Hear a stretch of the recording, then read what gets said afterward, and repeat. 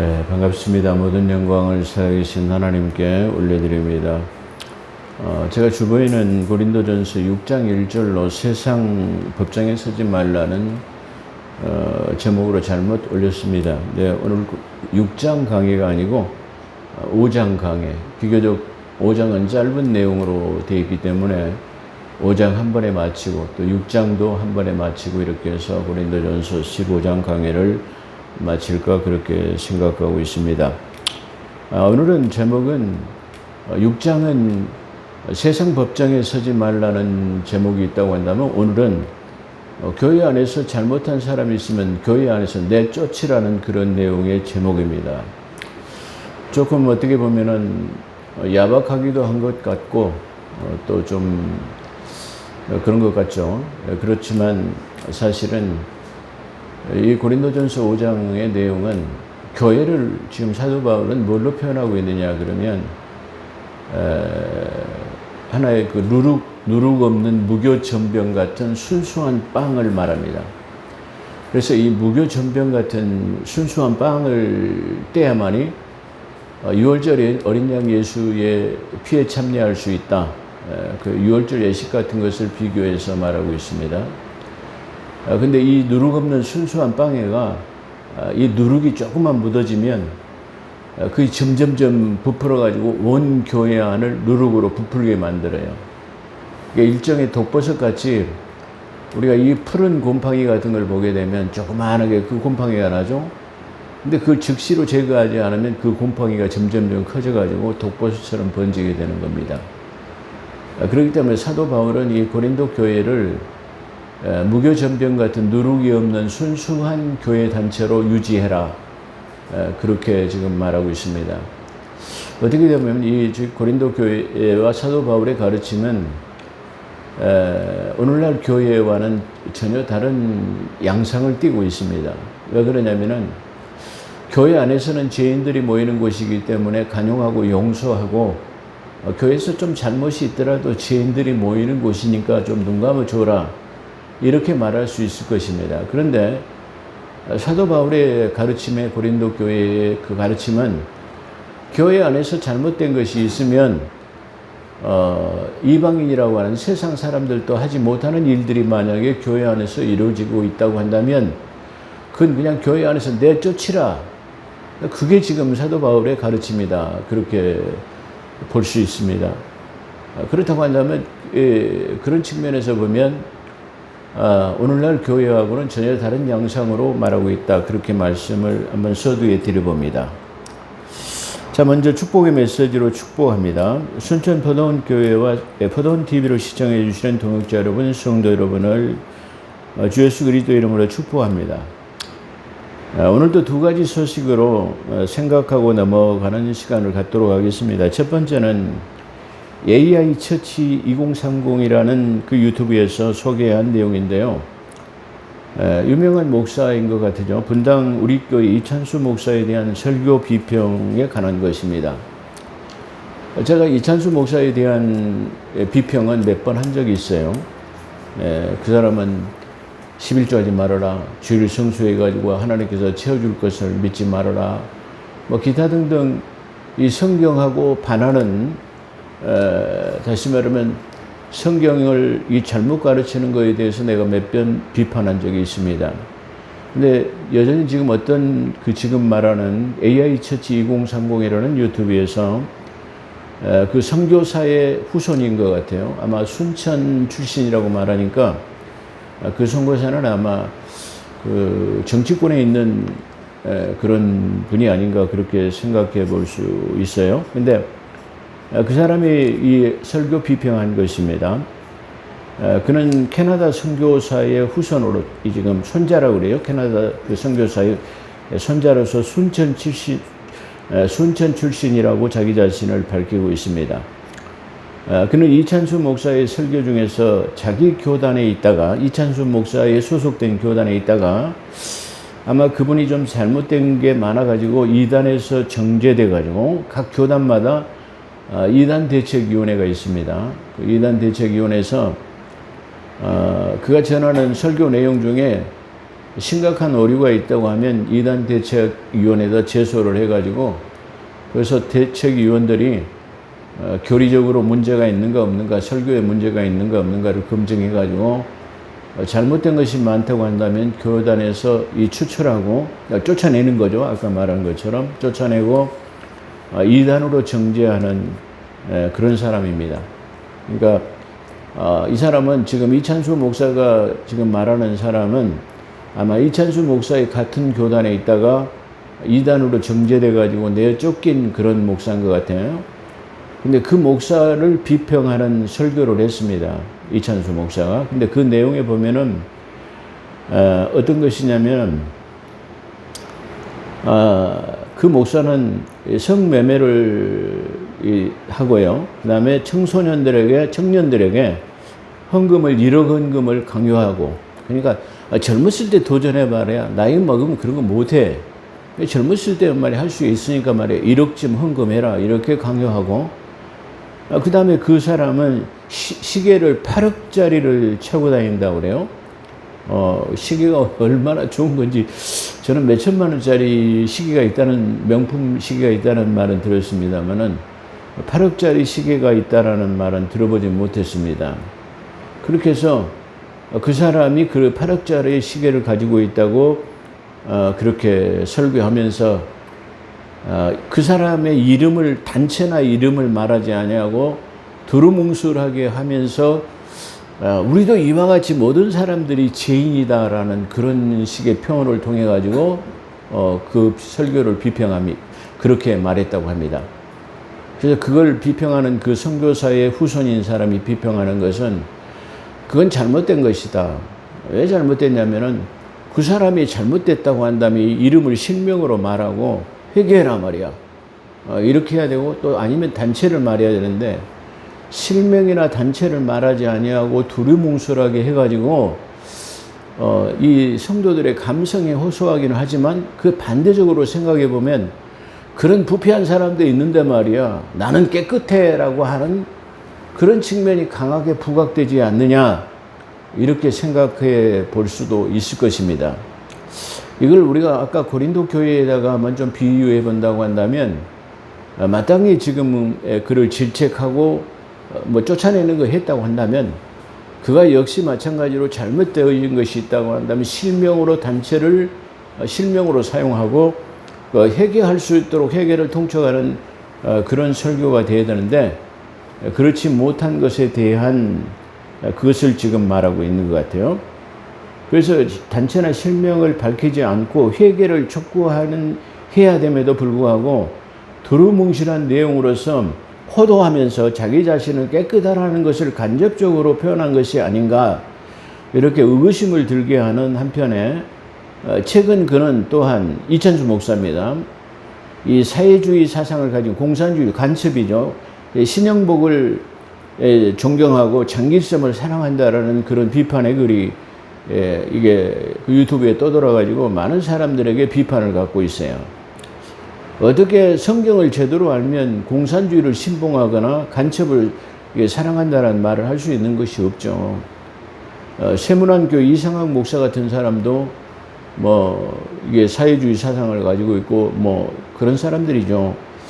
그런 사람들이 어떻게 하나님의 말씀을 가지고 있는 사람들이 공공연하게 그런 유튜브 동영상 설교를 올릴 수 있는 것이 좀 안타까운 현상이 아닌가, 그렇게 생각해 봅니다. 자, 우리가요, 이걸 생각해 보면서 오늘 고린도 교회와 한번 비교해 보면, 사실은 누구를 사기치고 도둑질하고 이런 것은 사실은 이게 눈에 드러나는 것이기 때문에 우리가 금방 다시 말하면 처치할 수 있어요. 근데 중요한 것은 이런 설교처럼, 이런 설교가 교모하게 말장난 같은 것을 통해 가지고 이 누룩처럼 이게 번져 가지고 온 교회 안을 병들게 만들어 버리고 부패시키는 것, 그게 차라리 사기치고 도둑질하는 것보다 더 무서운 거예요. 이 설교라는 것은 다시 말하면 이게 독버섯처럼, 이게 누룩처럼 점점점 부풀어 가지고 교회 안을 온통 다 이게 쉽게 말하면 누룩으로 병들게 하기 때문이다. 그런 측면에서 우리가 한번 생각해 볼 수 있어서 제가 설교직에 지금 서두에 말씀을 드리는 겁니다. 그렇기 때문에 우리는 오히려 드러나는 것보다 드러나지 않은 교묘한 말장난 같은 것을 통해 가지고 교육이 누룩 같은 존재가 돼서 온 교회를 부풀게 하고 성도들 전부를 병들게 하는 그 사람이 오히려 교회에서 쫓아내야 할 대상이 아닌가 한번 그렇게 생각해 볼 수도 있을 것입니다. 두 번째로는 우리가 그걸 한번 잘 생각해 봐야 될 것이고요. 두 번째로는 윤석열 대통령에 관한 내용인데요. 많은 유튜브에서 교도소에서 2평 남짓한 독방에 갇혀 있다고 그래요. 독방에 갇혀 있는데 저는 뭐 그 사람 잘하고 못한 것을 따지지 안 하고 독방에 갇혀 있는데 선풍기가 하나가 돌아가는데 50분간 돌아가고 10분간 쉬고 이렇게 한다고 그래요. 2평이라고 하면 침대 하나 놓고 겨우 앉아서 그냥 뭐 책을 보거나 그럴 수밖에 없는 아주 좁은 공간이라고 그래요. 그래서 선풍기도 이 무더운 여름철에 50분 돌아가고 10분은 돌아가지 않는 그런 상태에 있고요. 그 다음에 하나는 영치금이 지금은 어떤지 모르겠습니다. 제가 지난번에 유튜브를 들었을 때 하는 내용입니다. 영치금도 불어대고 또 그분이 그 당뇨가 있고 그래서 그 당뇨가 있으면 약을 안 먹으면은 혈당이 많이 올라가서 힘들죠. 그랬는데 지병이 있는데 약도 반입이 되고 있지 않다고 그렇게 말합니다. 그래서 인권에 관한 문제가 국제적으로 제기되고 있고 이 개인 인권에 관한 심각한 문제가 있다라고 그렇게들 보도하고 있는 것 같습니다. 어떻게 보면은 참 한 나라의 대통령을 지냈던 분인데 그렇게까지 해야 할 필요가 있는가 그렇게 한번 생각해 볼 수도 있고요. 그 다음에는 우리가 과거의 군주 시대에도 왕이 되면은 사면령을 통해 가지고 많은 죄수들을 풀어주는 그런 관습이 있었습니다. 또한 이스라엘에도 명절에는 사형수 한 명을 방면시켜주는 그런 전례가 있었죠. 그러니까 그 사형수 바라바를 6월절날 방면해주고 예수님을 처형한 내용이 있는 것처럼 사형수도 명절이 되면은 특사로 풀어줍니다. 그런데 우리가 지금 이런 상황은 조금 어떻게 좀 잘못돼 가지 않나 그런 생각도 해보고요. 사실 진정한 힘을 가진 권력자는 용서와 관용을 베풀어야 하는 자가 진정한 승리자가 되는 겁니다. 뭐 예를 들어 권력을 잡고 힘이 있고 그렇다고 한다면 권력 있고 힘 있는 사람이 약한 자를 관용하고 용서해 줄 수 있는 거예요. 근데 그걸 용서 못하고 이렇게 쉽게 말하면 한다라는 것은 진정한 권력자가 아니다. 우리가 한번 생각해 볼 수 있고요. 그런 측면에서 우리가 이런 인권의 문제는 우리가 어떻게 다뤄져야 될 것인가, 어떻게 생각해 봐야 할 것인가를 한번 숙제로 남기면서 한번 이 두 가지 것을 말씀드려 봅니다. 뭐 좋은 소식, 나쁜 소식도 많이 있는데요. 제가 이 고린도전서 5장과 6장을 한번 다루면서 그런 생각도 해봤어요. 돌도사 김용옥이 같은 인간은 사도 바울의 서신서 중에는 예수가 없다라고 그렇게 말을 해놨더라고요. 지나 잘하지, 지 하는 일이나 잘해가지고 그 주역이나 가리키고 그 점치는 것, 뭐 64개 뭐 이런 것들이나 가르치지 무언 그 지가 무슨 이 하나님의 말씀을 강해한다고 설교한다고 그런 못된 말장난을 하고 있는지 참 그 사람이 참 안타깝고 불쌍하기도 한 그런 사람이에요. 그야말로 모든 분야에는 전문가가 있고 또 이 성경을 해석하는 것은 성령이 아니고 믿음이 없이는 이 성경을 해석할 수 없어요. 믿음이 없는 사람의 눈으로 보니까 사도 바울의 서신서 중에는 예수가 없다. 그런 표현을 하는 거죠. 그래서 참, 뭐 사람들이 그 사람을 뭐 석학이라고 하고 그 사람 유튜브에는 뭐 수십만들의 뭐 구독자가 있고 뭐 조회수가 기록하고 있지만 그런 거 듣지 마십시오. 그런 썩어 빠진 그런 것들은 우리 믿음과는 아무런 관련이 없는 그런 것입니다. 그래서 나는 참 그 사람이 참 안타깝다. 그렇게 안타까울 뿐만 아니라 결국 그들이 갈 곳은 정해져 있지 않는가 그렇게 한번 생각해 볼 수 있습니다. 자, 그래서 고린도전서 5장에는 본격적으로 고린도 교회의 잘못을 지적하고 있습니다. 그러니까 다시 말하면 이제 고린도 교회의 형편을 지금 사도 바울은 진단을 했습니다. 진단을 하고 이제 진단을 했기 때문에 처방을 내려야 하는 거죠. 근데 이 처방은 뭐냐 그러면, 자, 내가 너희들에게 아버지와 같은 마음으로 너희를 이렇게 권면한단 말이야. 근데 내가 아버지의 마음 같은 것으로 너희를 권면하기 때문에 너희가 이걸 받아들이란 말이야. 그렇다고 한다면 내가 다음에 너희들을 찾아갔을 때는 내가 상급으로 찾아가겠단 말이야. 칭찬으로 찾아가겠다. 그런데 만약에 내가 이 권면을 너희들이 듣지 않는다면 내가 다음에 너희들한테 갈 때는 내가 해초리를 가지고 가겠다라고 그렇게 말하면서 지금부터 내가 하는 얘기에 대해서는 너희가 그걸 받아들이고 그걸 너희가 순종하고 시행해야 된다는 것을 전제로 지금 이 본격적으로 고린도전서 5장을 지금 시작하고 있다. 그렇게 지금 이 질책하고 있다. 이렇게 그렇게 말할 수 있어요. 근데 이 고린도 교회는 이방인들도 하지 아니하는 지금 그런 일들이 이 고린도 교회 안에서 지금 일어나고 있는 거예요. 그래서 이방인 중에라도 듣지도 못하는 음행이 지금 이 고린도 교회 성도 안에서 일어나고 있는 거예요. 이 사건은 그들은 그렇다고 한다면 그걸 보고도 놔두는 것은 너희들이 교만해 있거나 너희들 자신도 지금 부패하고 있기 때문에 지금 그걸 놔두고 보고만 있다 이 말입니다. 그래서 이 사건은 그들의 교만을 그것을 통한이 여기고 통곡하지 않는다 그런 뜻이죠. 이거 쉽게 말하면 우리가 어찌할꼬 말이야. 애통하는 심령이 있고 그것에 대한 어떤 방법이 모색돼야 하는데 전혀 그건 수수방관하고 그냥 내버려 둬버리는, 그래서 교회 안에 누둑같이 번져지는 것. 그래서 교회 안에서 잘못이 좀 있다고 한다면 그걸 질책하고 이게 해가지고 고쳐나갈 수 있도록 해야 되는데 만약에 그렇지 않고 그대로 놔두면 점점점 부풀어가지고 온 교회 안에가 이게 누룩처럼 부풀게 된다. 지금 그걸 말하는 거예요. 그래서 그걸 통한이 여기지 않고 그런 일을 행하는 자들을 너희 중에서 쫓아내지 아니하느냐? 너 출교하란 말이야. 교회에서 내쫓으라 그런 말이야. 우리가 어떻게 보면 교회 안에서 잘못한 것을 지적하고 다시 말해 시정할 것을 요구하면 마음의 상처를 받고 교회 안에서 만약에 출교한다면 얼마나 본인들의 마음에서 상처를 받겠습니까? 근데 한편으로는 저는 그게 결코 나쁜 것만은 아닐 것이다 그렇게 생각해요. 왜 그러냐면은 그가 그런 일들을 통해 가지고 그를 회개하고 내가 이렇게 신앙생활을 해서는 안 되겠다라고 하는 대오각성이 일어나 가지고 회개하고 정말로 이 새 사람이 된다고 한다면 그거야말로 바람직하지 않겠느냐, 그런 측면을 지금 우리가 볼 수 있어요. 그렇기 때문에 지금 사도 바울의 이 중요한 골자는 바로 교회 안에서 내쫓으라는 말은 그 사람을 진정으로 미워해서가 아니라 그가 회개할 수 있는 기회를 주고 다시 말해 새로운 사람으로 될 수 있도록 하고 다른 사람들에게는 본을 보이기 위한 거예요. 그걸 그냥 보고도 내비두면 다른 사람들에게 물들어가지고 에이 좀 그래도 말이야 괜찮하더라 말이야 이렇게 해가지고 교회 안에서 그게 잘못되어져 가는 것을 지금 말하는 거예요.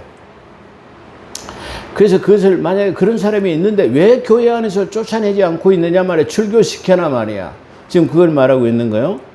그러면서 내가 몸을 떠나 있으나 영으로는 판단하여 출교하는 것을 주의 이름으로 내가 출교시키는 것을 주의 이름으로 너희와 내가 주 예수의 능력으로 이런 자를 사단에게 내주었으니 육은 멸하고 영은 주 예수 나라의 구원을 얻게 하려 함이라. 그렇게 지금 말하고 있어요. 그러니까 이 말은 지금 그 출교한다고 해서 그 사람이 영혼의 구원에서 떨어지는 것이 아니다라는 것을 지금 간접적으로 설명하는 거예요. 그러니까 아까 이 말은 다시 말해 그렇게 내쫓으면 본인이 경성하고 말이야. 다시 말하면 교회에서 잘못해가지고 쫓아냈어. 다른 교회 가서는 그렇게 하지 마라. 그렇게 경성하고 회개하고 그 사람이 새 사람을 되기 위해서 하는 거예요. 그렇다고 한다면 이게 세상적인 것하고는 상관이 없지만 만약에 그 육신적으로 잘못하게 되면 세상적으로 처벌을 받아요.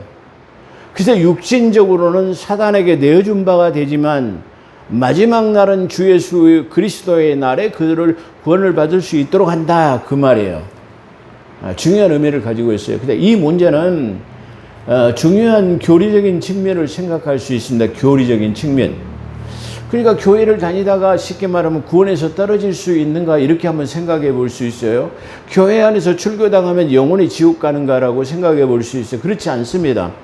이 지금 사도 바울의 내용을 보면은, 그러니까 육신으로는 사단에게 내어줬지만 육신으로는, 영으로는 주 예수 날에 구원을 받을 수 있다는 말은 아까 제가 설명한 것처럼 그가 출교해가지고 회개의 기회를 주는 거예요.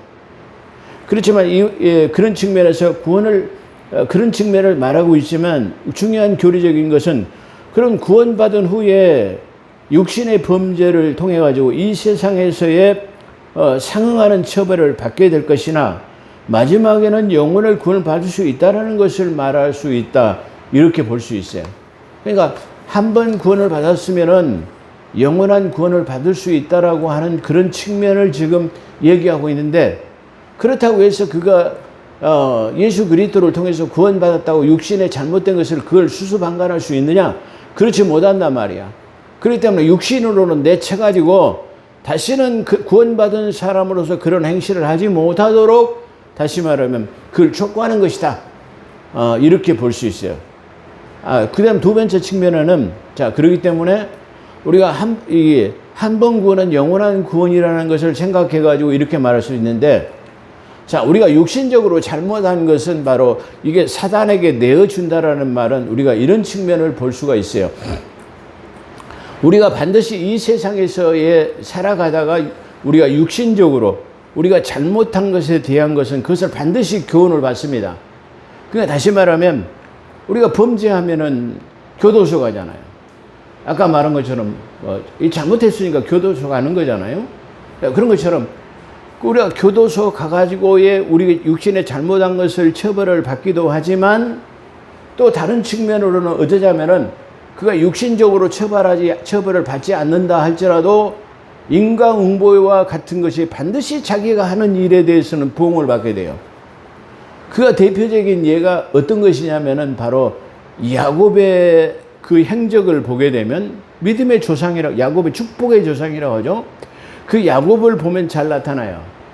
자기 야곱이 하나님으로부터 축복을 받기 위해서 자기 형을 속였어요. 그래서 형은 털이 많은 사람이라 양가죽으로 이게 분장을 해가지고 위장을 해가지고 형으로 대신 축복을 받기도 하고 이렇게 했어요. 그렇기 때문에 나중에 그것을 그대로 자기가 한 것에 대해서 보응을 받았는데, 아니 나혜를 사랑해가지고 결혼을 했는데 반대로 동생이 들어와 버렸어요. 동생과 결혼했는데 형이 들어와 버렸어요. 자기가 속인 것처럼 다시 똑같이 그것을 보응을 받았어요. 다시 말하면 이렇게 자기 옷에다가 짐승을 잡아가지고 피를 묻혔잖아요. 그러니까 나중에는 자기 사랑하는 아들 요셉이 짐승의 피를 묻혀가지고 요셉을 팔아버리고 아들을 죽었단 말이에요. 이렇게 다시 속임을 받았어요. 그건 뭘 말합니까? 자기가 했던 행위가 그대로 되돌려 받는 것을 성경에서는 말하고 있다, 그런 말이에요. 그렇기 때문에 다시 말하면 육신으로 우리가 저지른 것은 사단에게 내어준 바 돼가지고 반드시 우리가 그 일을 행한 것에 대해서는 보응을 받는다 말이야. 그러나 마지막 날에는, 자, 그러면 야곱이 구원받지 못했나요? 아니잖아요. 바로 그런 측면으로 자기가 잘못한 것에 대한 것은 반드시 사단에게 내어준 바 된 것 같이 그거에 대한 상응한 벌을 받게 되고, 나머지는 그래도 마지막 날에는 구원받을 수 있는 유형을 말하는 것처럼, 바로 교회 안에서 믿음의 사람이 잘못해가지고 그걸 그대로 놔두지 말고 출교한다 할지라도 그 육신으로는 버림바 되었지만 마지막 날에는 구원을 받을 수 있다, 그런 말이야. 두 번째는 그가 교회에서 내쫓임을 당한다 할지라도 아까 말한 것처럼 그걸 통해서 회개를 통한 참회로 구원받을 수 있는 측면을 말할 수 있다, 그렇게 볼 수 있어요. 자, 그렇다면 교회에서 교회 안에서 잘못된 것을 쫓아내는 것은 결코 나쁜 것만은 아니다, 그렇게 볼 수 있어요. 그렇기 때문에 그 자신에게도 정상함을 있게 하고 또 교회 안에서 성결을 유지하는 바로 순수한 누룩이 없는 순수한 이 무교 전범 같은 것을 유지할 수 있도록 하는 것에 대한 것에 중요한 의미를 가지고 있어요. 교회 안에서 이게 잘못되면 나도 출교당할 수 있어. 교회 안에서 나도 내쫓길 수 있다라고 하는 그런 이 경종이 있기 때문에 다른 사람에게도 교훈이 될 수 있다라는 거예요. 우리가 이런 측면을 우리가 사형 제도에다가 한번 생각해 볼 수 있어요. 왜 하나님께서는 사람을 죽인 사람을 사형시키라고 하나요? 극악무도한 자는 사형을 시켜야지 사람을 죽이고 잘못하면 사형당해. 그렇기 때문에 그 무시무시한 사형을 당하지 않으려면 우리가 나쁜 짓을 해서 안 된다라고 하는 다른 사람에 대한 경종을 주는 거야. 근데 인권단체라는 사람들이 이상하게 다른 사람의 아까 말한 인권을 무시하면서 그런 인권은 또 사형수의 인권은 존중해라. 그리고 사형시키면 안 돼. 이렇게 앞뒤가 전혀 맞지 않는 그런 논리를 가지고 있다. 그렇게 말할 수 있어요. 그래서 사형수도 인권이 있으니까 사형을 시키지 말라. 그렇게 그 사람들은 말해요. 근데 성경은 뭐라고 말하고 있냐면은 그런 사람들을 사형을 시켜라 말이야. 그렇게 말하는 거야. 왜? 다른 사람들에게, 이 악한 사람들에게 경종을 주고 잘못하게 되면 사형을 받을 수도 있다라는 것을 이게 통해 가지고 사람들이 그런 나쁜 일을 하지 않도록 하는 것에 대한 경고이다. 그렇게 우리가 볼 수 있어요. 그렇기 때문에 반드시 사형 언도를 받은 사람은 사형을 집행을 해야 되는 거야. 사형 집행을 하지 않으니까 어떻게 해? 교도소 안에서의 아주 그런 사람을 이 간수들도 다스리기가 엄청 힘들어요. 그럴 뿐만 아니라 또 그런 사람들도 우리의 세금으로 그런 사형수들을 사형 안 시키고 밥 줘야지, 옷 줘야지 다 해줘야 되잖아. 왜 우리가 세금으로 합니까? 이런 측면도 우리가 한번 생각해 볼 수 있어요. 그런 것들이 지금 그들이 펼치는 논리가 전혀 안 맞고 있다. 그런 것도 한번 생각해 볼 수 있습니다. 자, 그래서 교회 안에서는 누룩 없는 새 덩어리가 되기 위해서는 묵은 것을 버려야 합니다. 그 유월절에 어린 양이신 그리스도께서 희생되신 것은 무교 전병인 누룩 없는 빵을 먹어야 그에게 참여할 수 있는 것처럼 묵은 누룩인 악하고 악의에 찬 누룩을 멀리하고 그러니까 그런 것으로 누룩을 하지 말고 오직 순전하고 진실함으로 떡을 먹자. 지금 이렇게 말해요. 그러니까 다시 말해 누룩이 부풀게 돼가지고 그걸 내버려 두지 말고 말이야. 이렇게 하지 말아라. 아니 부패한 아까 곰팡이라든가 누룩이 우리가 그대로 놔두면 다 부풀게 만들잖아요. 그렇게 하지 말아라 말이야. 우리가 예수 그리스도의 십자가의 그 피에 참여해가지고 영원한 생명을 얻기 위해서는 뭐 해야 돼요? 누룩 없는 순전한 무교 전병빵을 먹어야 돼요. 누룩이 들어가면 안 돼요. 그렇기 때문에 6월절에 어린 양의 예식에 참여하려면 뭐 해야 돼요? 누룩 없는 빵이 돼야 돼요. 그래서 그런 것처럼 이 교회는 순전한 구원받은 공동체로서 너희가 구원을 얻으려면 어떻게 하냐? 누룩이 없어야 된다. 교회 안을 자꾸 성결하고 정화시켜야 된다. 그런 말이야. 조금의 흠이 있다 할지라도 하나님의 말씀으로 씻어가지고 깨끗하고 성결하고 거룩하고 다음에 거듭난 삶을 통해서 그가 점점점 성화되어야 되는데 교회를 점점 다닌다 할지라도 세상 사람들하고 나가서 똑같이 한다고 한다면 세상적인 사람하고 무슨 사용이 있겠느냐 그런 측면을 말하고 있다. 그럴 수 있습니다. 그래서 내가 너에게 쓴 편지로 음행한 자와 사귀지 말라 하였거니와 이 말은 이 세상에 음행하는 자들이나 탐하는 자들을 속여서 빼앗는 자들이나 우상 숭배하는 자들을 도무지 사귀지 말라는 것이 아니니. 그러니까 이것이 뭐냐면 세상 사람들에게 말하는 게 아니다 말이야. 우리는 세상 사람들에게 관하는 것은 말할 필요가 없어요. 다시 말해 그렇죠? 그러니까 아까 말한 우리가 교회 안에서 잘못된 것이 일어나기 때문에 우리가 그걸 지적하는 거예요. 비평하는 거예요. 그러죠? 우리가 왜 그 비판하는 겁니까? 그들이 교회 안에서 있기 때문에 비판하는 거예요. 죄송합니다. 아까 이찬수 목사에 대한 말하는 것도 그가 교회 안에 있기 때문에 비판하는 거예요. 그가 교회 밖에서 있어가지고 그런 일을 한다면 하거나 말거나 상관할 필요가 없어요. 도울 김용옥이가 교회 안에 있는 말씀을 갖고 논하지 않으면 우리가 말할 필요가 없어요. 왜? 그 주역이나 68개나 잘 가르쳐서 무장 점쟁이 치는 것 하나 가르치면 되지. 지금까지 게 뭔데 하나님의 말씀을 가지고 교회 서신서에, 바울 서신서에는 예수가 있니 없니? 그런 멍텅구리 같은 사람이 어디 가죠? 왜 예수가 없어요? 예수가 여기서 수십 번이 나오고 있는데 그 성경을 뭘로 보는 겁니까? 그러면서도 그가 뭐 철학자니 박사니 뭐니 그럽니까? 나는 참 어떻게 그런 사람들이 박사학위를 어떻게 뭐 똥구멍으로 땄는가 어떻게 땄는가 나 참 그 이해가 안 돼요. 그런데 요는 중요한 건 뭐냐면 그 사람들이 우리 교회를 비판하지 않고 말하지 않으면 우리도 그를 말할 필요가 없어요. 근데 어줍잖은 절름발이 신학을 가지고 우리 교회 안에 말씀을 애곡포도하고 있기 때문에 말하는 거예요. 역시 이찬주 목사도 그가 우리 교회 안에 있기 때문에 그가 성결하고 거룩해지기를 바라는 마음에서 말하는 것이지, 만약에 그렇지 않고 그가 세상 사람에 속해 있다고 하면 말할 필요가 없어요. 세상 사람들이 사기치고 간음하고 음행하고 도둑질하고 뭐 이렇게 하면 하거나 말거나 그거 무슨 나하고 상관이 있습니까?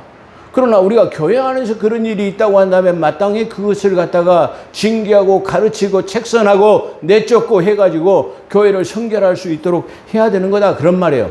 그런데 이걸 지금 오늘날 교회 안에서 정화시키는 일을 하지 않는다라는 말이에요. 교회 안에 공기가 탁하면 어떻게 순환을 시켜야 되잖아요. 똑같은 이치 아닙니까?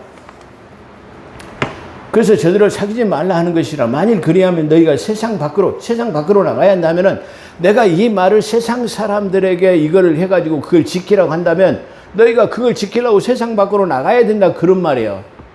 야, 이 지금 고린도전서 5장 이 대목에서는 상당히 지금 어려운 측면으로 말하고 있어요.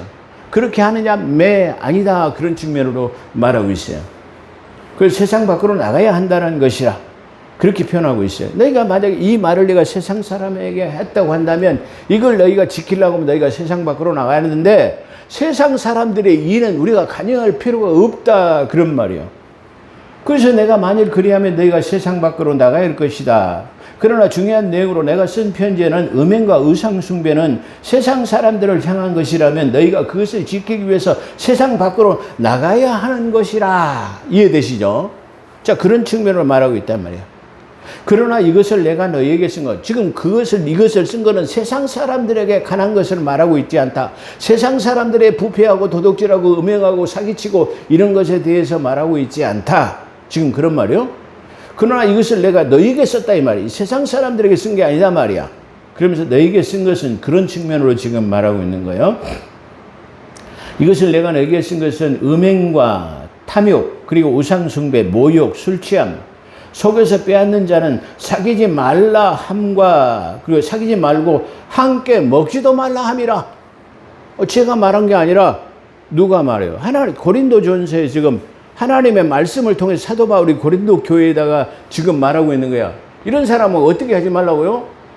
뭐라고 말합니까? 음행하고 탐욕하고 우상 숭배하고 모독하고 술 취하고 속에서 빼앗는 자들과 사귀지 말라 함과 함께 먹지도 말라 하라 함이라. 교회 안에서 이런 사람들하고 이게 있다고 한다면 어떻게, 이 사람하고 같이 함께 하려고 먹고 마시지 않으려면 어떻게 출교해야 된다, 이런 말이에요. 그래서 교회 안에서 질책하는 것은 우리가 어떻게 보면 그걸 달게 받아들여야 돼요. 그리고 교회를 성결하기 위해서는 당연하게 축복의 메시지도 중요하지만 바로 이 잘못된 것에 대한 권면과 책선은 바로 다시 말하면 이것이 두 개가 병행되어져서 나가요. 잘하는 것은 칭찬하고 다시 축복하고, 잘못한 것은 질책하고 돌이켜서 축복을 받을 수 있도록 그렇게 하는 것이다, 그런 말이야. 그래서 내가 함께 먹지 말라 함이라 말이야. 밖에 있는 사람 뭐예요? 교회 밖에 있는 사람, 그리고 세상에 있는 사람들에게는 우리가 판단할 필요가 없어. 할렐루야. 아니, 세상 사람들 제멋대로 살고 개싸랗게 살고 말이야, 하나는 없이 살아가고 도둑질하고 사기치고 음행하고 이게 다 지금 마음대로 하고 말이야. 쉽게 말하면 댄스 브루스를 치고 난리 요단 법석을 하더라도 우리 그거 관여할 필요가 없어요. 그 세상 밖에 우리가 판단할 필요가 없어요. 아까도 제가 소리에 말한 것처럼 어떻게 해요? 아니, 그 사람들이 우리 교회 밖에 있으면 우리가 이찬수 목사에 대해서 말할 필요가 없죠. 그가 어떻게 사는 사람인지 말할 필요 없죠. 막 국회 청문회 같은 데 보면은 막 수십억 막 온갖 잘못한 걸 다 말하고 있어요. 근데 우리가 그 말할 필요가 없어요. 보편적인, 이 쉽게 말하면 이 사회적인 측면으로 우리가 한번 인권에 관한 것을 생각해 보거나 기타 이런 문제들을 우리가 어떻게 생각해야 할 것인가를, 성경적으로 우리가 어떻게 조명해야 될 것인가를 우리가 문제 제기를 하는 것 뿐이다. 이렇게 말할 수 있어요. 그렇기 때문에 저는 그런 거에 대해서는 말하지 않아요.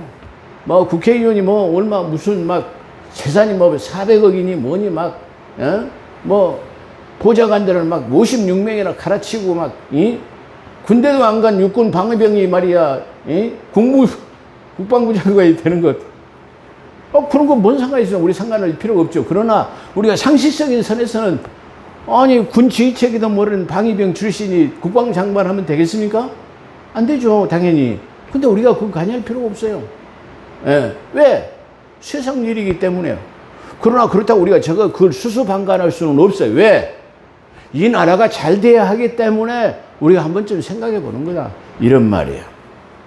그래, 밖에 있는 사람, 교회 밖에 세상 사람, 우리가 판단할 필요가 없단 말이야. 그러나 교회 안의 일은 판단하라. 지금 그런 말이에요. 그 밖에 있는 사람은 어떻게 해요?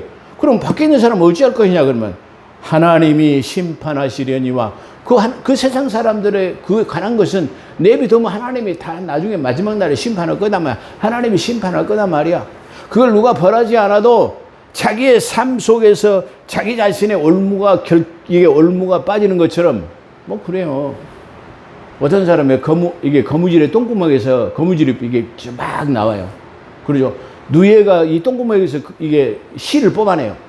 그래가지고 그 실로 자기 운명의 집을 만들어가지고 결국은 그 안에 쏙 들어가요. 범죄라는 게 그런 거예요. 결국은 자기 자신이 잘못된 것을 가지고 자기 자신의 올무가 되어가지고 그 안에 자기가 빠지는 거예요. 이건 누가 말하지 않아더라도 이 성경에 가지고 있는 법칙이에요.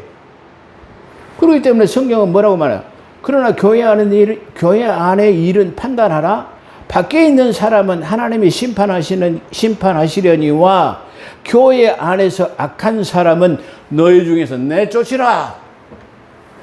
이것이 오늘 고린도 교회를 향한 고린도전서 5장의 내용이다. 그렇게 오늘 여기까지 말씀드리겠습니다. 기도하겠습니다. 거룩하시고 자비로우신 하나님, 교회가 늘 구별된 장소로서 우리가 비록 부족하고 연약한 죄인이라 할지라도 예수 그리스도의 그 고결하고 순결한 하나님 그 피 때문에 우리가 구원을 받았습니다. 그러므로 이 세상이라고 하는 세상 바다에서 우리를 건지시고 하나님의 나라로 옮기게 하시고 아버지라고 부를 수 있는 권세를 허락하셨다고 한다면 우리는 당연히 아버지의 자녀로서 우리가 아버지의 뜻대로 살아가며 아버지의 자녀답는 삶을 살아야 될 줄로 믿습니다. 주님, 그렇게 하기 위해서는 우리에게 충만한 은혜가 필요하고 하나님의 귀한 말씀을 우리 마음속에 각인하고 새겨서 그 말씀에 순종하는 삶입니다. 우리가 그러한 삶을 살아갈 수 있도록 하나님께서 함께하여 주시기를 원합니다. 감사하며 우리 구주 예수 그리스도의 이름으로 감사기도 드리옵나이다. 아멘.